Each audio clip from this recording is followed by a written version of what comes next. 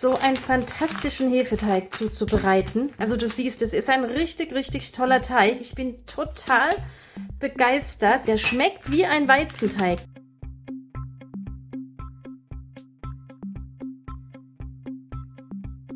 Ich mache eine Pizza heute Abend, die geht ganz schnell. Das ist eine Pizza, die ist glutenfrei, die ist vegan und die schmeckt wirklich 1A wie eine normale Weizenmehlpizza, was ich nie gedacht hätte. Ich bin so froh, dass ich dieses Rezept jetzt rausgefunden habe und das will ich euch unbedingt zeigen. Für unseren Pizzateig starten wir mit einem Würfel Hefe. Da gießen wir ein bisschen Wasser dazu, lauwarmes Wasser von dem abgemessenen. Dann tun wir da so einen Löffel Honig dazu, dass das Ganze schön anfängt zu gehen später. Verrühren das schön. Ich gebe jetzt hier schon mal so einen Löffel von meinem Mehl mit rein. So ein bisschen was. Das hilft, dass der Vorteig gut anfängt zu gehen. So, und dann stellen wir das Ganze in den warmen Backofen. Den habe ich auf 30 Grad vorgeheizt, damit der Vorteig gehen kann.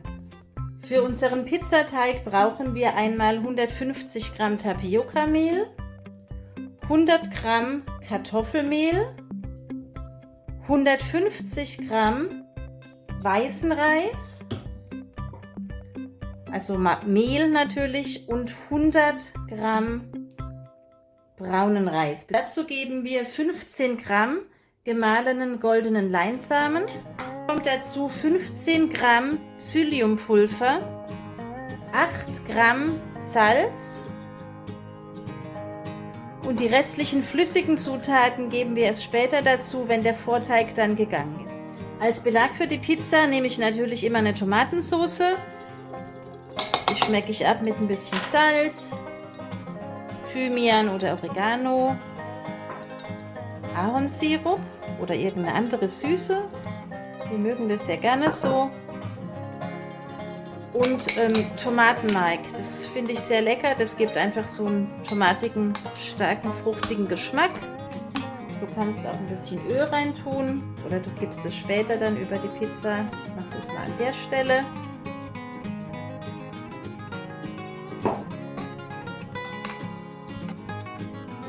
Auf jeden Fall Paprika. Auch ein bisschen grüne Paprika.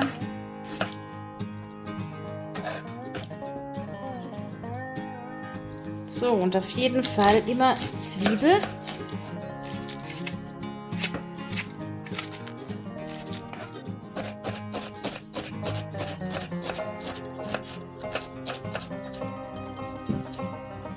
Was ich sehr lecker finde, ist, wenn man die Zwiebel vorher in der Pfanne anbrät, und zwar mit Ahornsirup und Coconut Aminos, die so ein bisschen karamellisieren lässt. Das gibt noch so einen ganz tollen würzigen Geschmack. Kannst du ausprobieren, ob das dir auch so gut schmeckt. Wir finden das super lecker.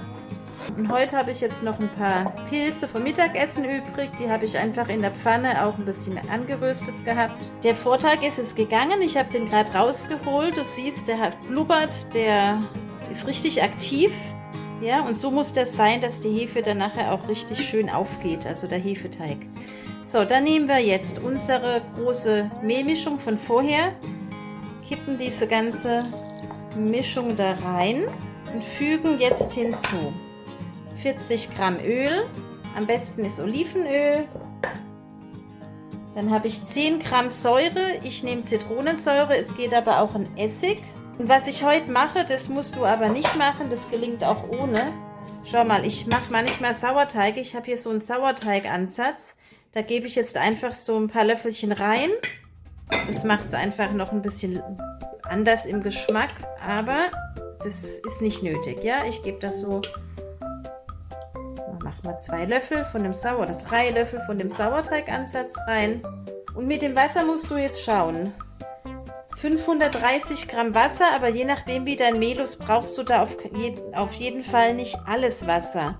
Das gilt immer für Hefeteige. Immer erstmal so ein bisschen rein und dann mal schauen, wie sich's anfühlt. Und erst wenn du merkst, dein Teig braucht wirklich noch mehr Wasser, dann gibst du einfach nach und nach mehr dazu. So, ich mache mir mal Platz. Da muss man kräftig rühren. Und typisch für den Teig hier ist auch, dass der mit der Zeit noch nachdickt. Ja, das Psylliumpulver, das saugt sehr viel Wasser auf, auch die Stärke. Jetzt rühren wir einfach eine ganze Zeit hier weiter. Ihr seht, er wird schon wieder fester, obwohl er gerade ziemlich flüssig war.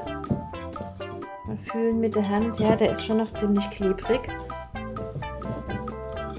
Am liebsten wäre es mir, ich hätte jetzt einen Teig oder der wird durchs Kneten dann so von der Konsistenz, dass du den quasi mit der Hand weiterverarbeiten kannst, dass der dann nicht mehr so überall kleben bleibt, ne? Das wäre ideal.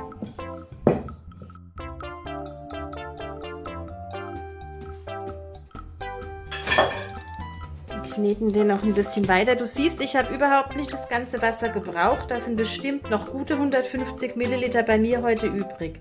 Wobei, ich habe jetzt ja auch Sauerteigansatz mit rein. Das saugt ja auch Flüssigkeit auf. So, und jetzt kneten wir den noch eine Weile. Und was in dem Fall wichtig ist, dass ich den dann zum Gehen auf 30 Grad in den Backofen zugedeckt mit einem feuchten Tuch. Was theoretisch schon auch geht, ist, dass du den gleich aufs Blech tust. Das Problem ist dann nur, dass der dann wahrscheinlich im Endeffekt zu dick wird, weil du den gar nicht so dünn ausgerollt bekommst. Der wird ja dann durch das Gehen immer dicker. Da müsstest du den fast wie so einen Strudelteig so dünn machen und das ist wirklich sehr schwierig. Also du siehst, es ist ein richtig, richtig toller Teig. Ich bin total begeistert. Ich kann es noch gar nicht glauben, dass ich so ein tolles Rezept gefunden habe, dass das wirklich funktioniert, glutenfrei, so einen fantastischen Hefeteig zuzubereiten, ohne Eier.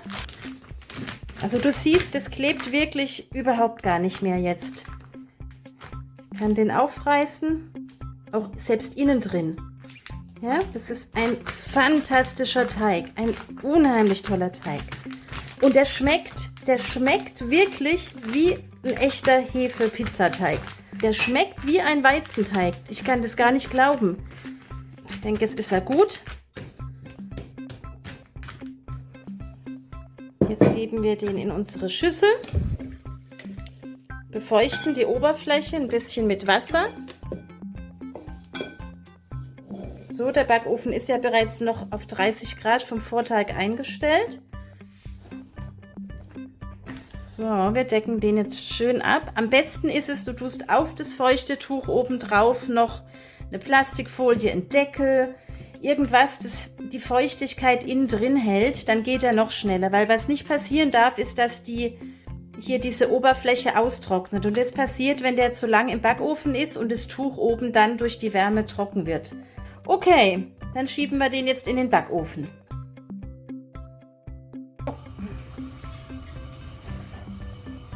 Etwas Ahornsirup dazu, Coconut Aminos dazu.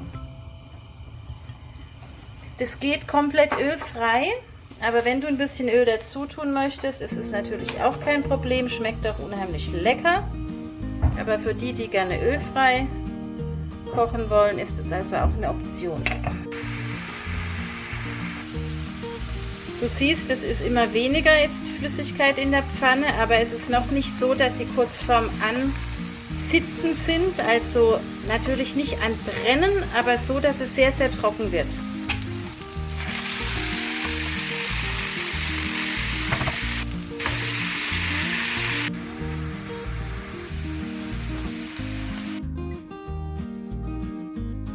Jetzt geht es weiter mit dem Pizzateig.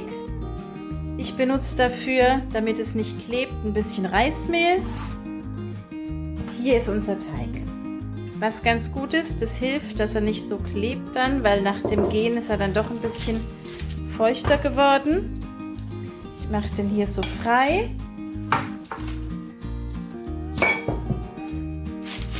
Kannst noch mal ein bisschen Mehl drüber streuen. Und das halbiere ich mir den, weil der ist auf jeden Fall... Das ist zu viel Teig für zwei Pizzen. Für eine Pizza, Entschuldigung. So.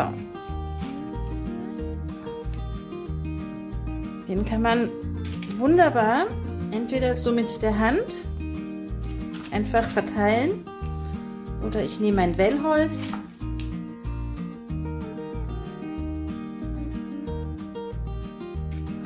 Der Teig ist heute so schön aufgegangen, dass das sogar das ganze Blech voll macht. Ich mag es ja nicht, wenn der Teig zu dick wird nachher. Und der geht ja jetzt nochmal auf, deswegen wird es statt einer runden Pizza heute eine ovale Pizza. So. Das ging jetzt auch ganz gut ohne Öl. Manche glutenfreien Teige, die brauchen Öl, um die auszuwählen, aber bei dem hier geht es wirklich ganz gut so. Also ihr seht, relativ dünn. So, und dann kommt der Belag drauf. Ich starte mit dem Tomatenmark.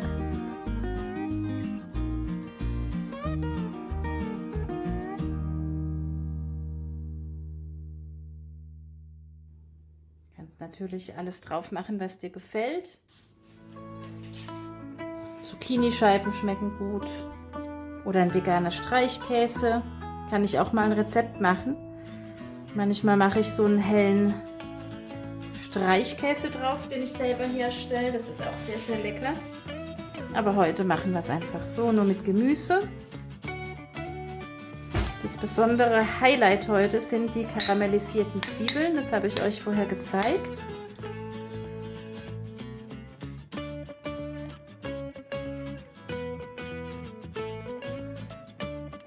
Idealerweise lässt du jetzt die Pizza nochmal eine Weile gehen. Ich habe es heute aber sehr eilig. Alle haben Hunger. Deswegen schieben wir die heute sofort in den Backofen.